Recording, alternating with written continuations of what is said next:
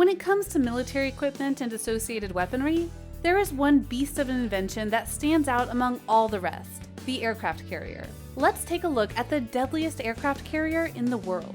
If you're thinking about the deadliest aircraft carrier and which military it belongs to, there's only one real option. The United States has the most aircraft carriers in the world, active or decommissioned. With 11 carriers operational right now, the US military is a force no one in the entire world wants to go up against.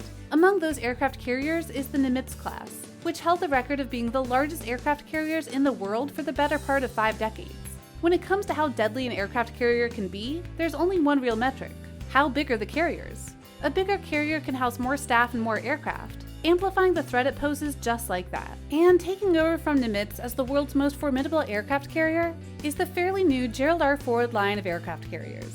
Named after former US President, the Gerald R. Ford aircraft carrier was planned to replace the Nimitz class. Ford's predecessor was the leading aircraft carrier in the world, but it had several issues related to power generation and efficiency that the US military believed they could overcome with a newer generation of the aircraft carrier. The Gerald R. Ford class is designed to succeed the Nimitz class in all kinds of ways, with the latter being replaced gradually over time. Beyond the fact that it's the successor to the Nimitz, the Gerald R. Ford carrier is bigger, stronger, and more deadly than the Nimitz class could ever be. It is a massive aircraft that was built to be more efficient and productive. The Gerald R. Ford aircraft carrier began production in 2005 after several years of planning, with the very first carrier being commissioned in 2017. While there is just one of them in the US Navy currently, 2 more have already been ordered as the Navy gradually replaces the Nimitz class. One of the biggest changes seen in the Ford is its size.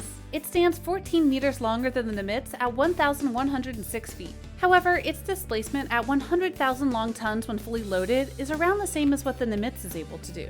In fact, the hull and most of the shape is similar to the Nimitz. It is a little larger, but what makes the Gerald R. Ford class truly stand out is all of the technological advancements that have been made with it. But before we get into the technology, the scale of the Ford carrier as a deadly ship needs to be understood. The carrier can host up to a total of 90 aircraft on it at any given time, although the actual number may be lower as it operates. Furthermore, it can carry those aircraft at speed in excess of 30 knots. And it's not just aircraft that the Gerald R. Ford carrier will be taking across the ocean. Also housed up in this mass of metal are around 2,600 crew members, that much less than the Nimitz class, which has more than 6,000 crew in total. But the new carrier is here to make things more efficient and less dependent on human labor, which is exactly what it does and why it has less crew. Among the technological advances of the Ford aircraft carrier is advancing arresting gear. If you're not familiar with aircraft language, arresting gear is a component that is unique to carriers. It is a method through which the aircraft is quickly decelerated when they touch down on the carrier. Having them maintain velocity will only result in them causing all sorts of mayhem. After all, there's only so much space on an aircraft carrier. With the advanced arresting gear, coordination between flights becomes easier, and the process as a whole becomes more efficient. The added safety is also a big reassurance for the crew, and the technology applied has been thoroughly tested and vetted.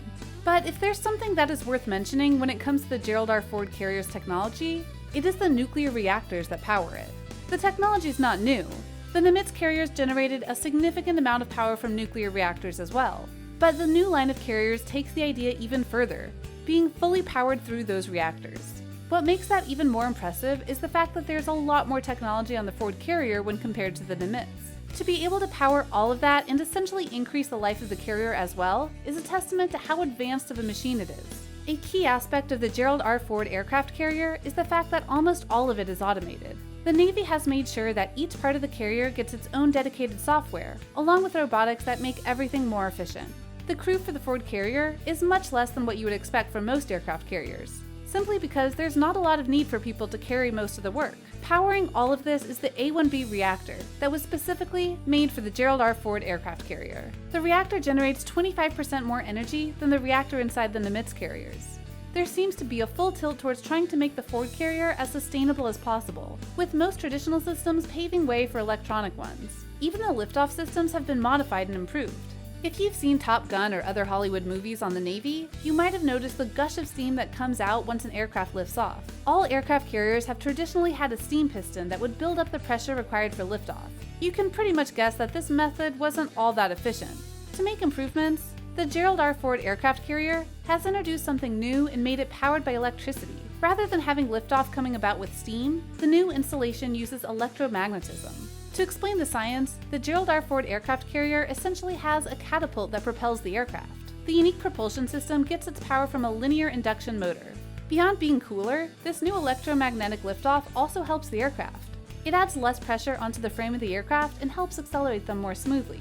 It is a big part of why the Gerald R. Ford aircraft carrier stands above the Nimitz. But that's enough about the technical specifications of this aircraft carrier. After all, they don't make it look as deadly as its reputation. The Gerald R. Ford aircraft carrier is more than just a big ship that has people and aircraft moving along it. It also has its own weapon system, much like the Nimitz. The key part to talk about here is the two different sets of missiles. The carrier has two RIM-162 ESSM and RIM-116 RAM launchers each. Both surface-to-air missiles can take care of incoming aircraft or ships, and are two of the best missile systems in the expansive US military. But there's more to the ammunition on the Gerald R. Ford aircraft carrier. It also has two different machine gun installments. The Phalanx CIWS works for the big targets, while the legendary M2.50 caliber machine gun also features for the smaller targets. The carrier packs a serious punch, even more than its predecessor. But at the end of the day, it isn't the ammunition on an aircraft carrier that makes it deadly. It's the aircraft that it carries. On that front, there's next to nothing that this new aircraft carrier cannot house. Included in the list of its fearsome aircraft are the Lockheed Martin F-35C Lightning II, the Boeing FA-18 Super Hornet, the Grumman C-2 Greyhound, and the Boeing EA-18G. Along with this fearsome list of fighter jets, the Gerald R. Ford also provides support for Sikorsky SH-60 Seahawk helicopters and combat drones. It really is a lineup that can help wage a war with a single carrier. With its capacity of 90 aircraft and advanced technology, the Gerald R. Ford aircraft carrier is a behemoth that has already surpassed the Nimitz class. While there are just one of these carriers in use, 10 are planning to be built over the coming years. The number has been specifically set to replace the 10 Nimitz carriers that are being used by the Navy currently. 2 more Gerald R. Ford carriers have already been ordered by the Navy and are currently under development. The cost of the project in 2018 was reported at a whopping $37.3 billion, with the unit cost around $13 billion.